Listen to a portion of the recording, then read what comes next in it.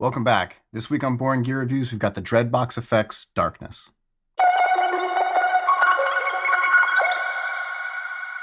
So Dreadbox was founded in 2012 by Yannis and Dimitria, and they are based out of Athens, Greece. In addition to effects pedals, they also make synthesizers and Eurorack modules. The Darkness Reverb is a stereo digital reverb that also has shimmer and some LFO and gate options as well. As far as controls, we have two soft touch foot switches. We have bypass, obviously controls the on and off of the pedal. And then we have this hold switch. When you engage it, it will freeze whatever the input signal is at the time that you press it. Once you freeze any sound, the reverb will only be locked to that. So your playing will then just be your dry signal as you play over whatever you've frozen. The spread knob controls the size of the reverb. So, all the way counterclockwise, and you have like a room, and then all the way clockwise, you get a very large, like a plate reverb. The decay knob obviously controls the amount of decay or trails of the reverb. So fully counterclockwise, it'll be very short, and fully clockwise, it seems just about infinite, and it'll start to self-oscillate a little bit as well. Your mix controls the blend of the wet and dry, so you have fully dry and fully wet. The control knob is married to the mode switch. So in mode 1, you can control how much octave down or up you're going to introduce into the reverb signal. So at noon, you have no octave, it's just your straight reverb. Fully counterclockwise, you'll have an octave down, and then fully clockwise, you'll have an octave up. Mode 2 is going to control the mix of the octave. So you can, make it louder or quieter based on where you set the knob. There are additional functions. By holding down the on-off switch, you can access the LFO and filter controls. And by holding down the hold switch, you can access the gate controls. For today's demo, I'm going to be using my 1988 Burny RSG60-63. And these are the stock pickups. As always, that will be running into my Universal Audio Apollo X6 and into the Softube JMP 2203 amp plugin. For this first clip, I'm going to be running my guitar directly into the darkness and then into my interface. So there's going to be no other effects or gain staging at all. I'm going to have the spread set at 3 o'clock, the decay around 1 or 2, the mix at noon, and then I'm going to have the mix of the octave at noon, and then the actual octave all the way counterclockwise, so a full octave down. And you're going to hear me playing just with the reverb going, and then I will engage the hold switch. You'll hear me playing over that. And then while that's still holding and ringing out, I'm going to turn up the control. So the octave will go from a full octave down to a full octave up. One cool thing about this, once you freeze notes or chords or whatever, you can then manipulate the controls and it will reflect in whatever is frozen or being held out.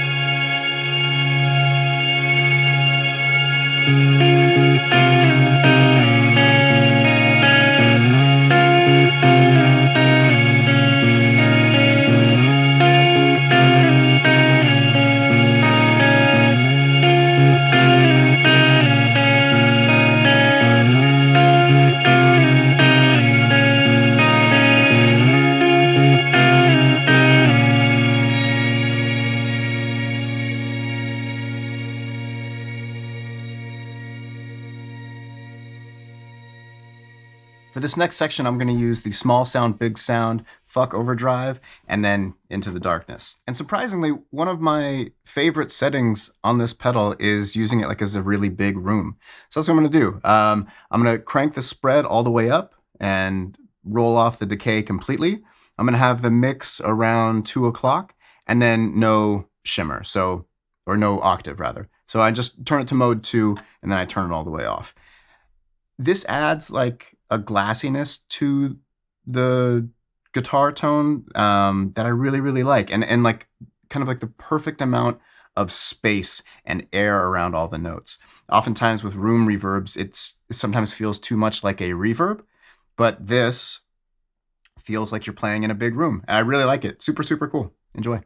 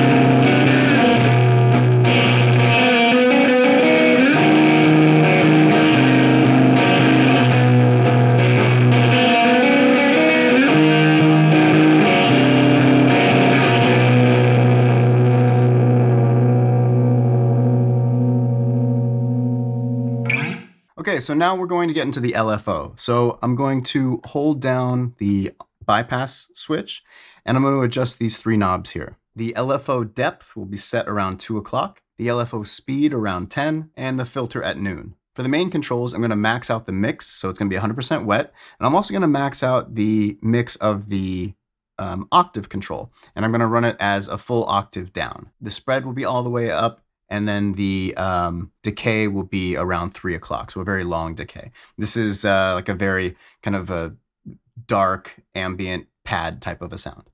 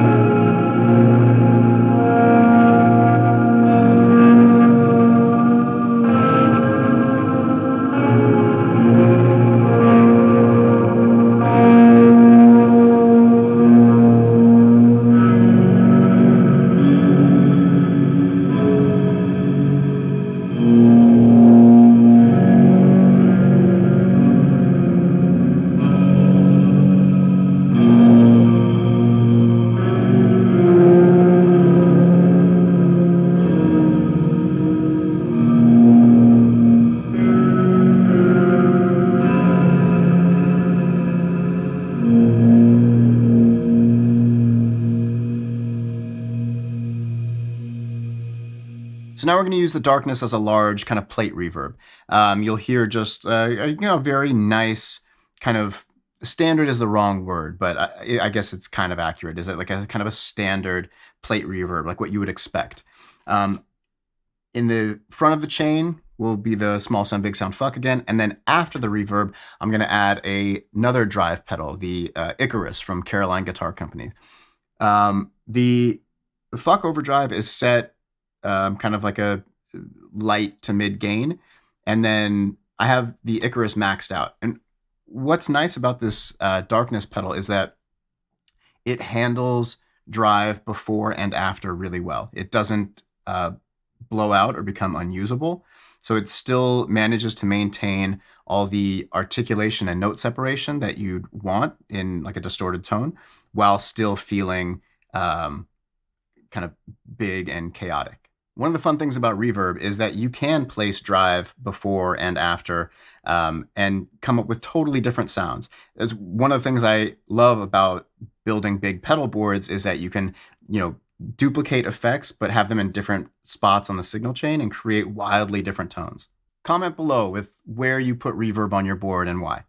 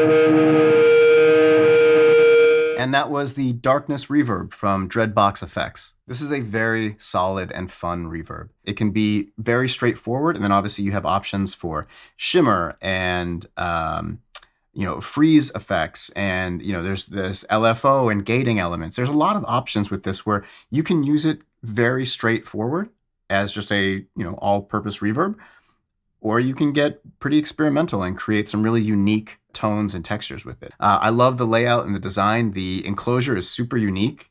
I don't know if I've ever seen an enclosure like this for an effects pedal, so that's cool. It's stereo, so if you run a stereo rig, you have that option too. Or if you're using it for recording, obviously great. And as I said, you have soft click switches, you got your DC on the top, stereo ins and outs, and that's it. Home run. If you'd like to learn more about Dreadbox effects, click the link in the description below. If you're new to the channel, thank you so much for being here. Please consider subscribing and hitting that notification bell. And if you're returning, thank you so much. I love hearing from you guys, and all of your support means the world to me. I'll see you next week with another video, and until then, peace.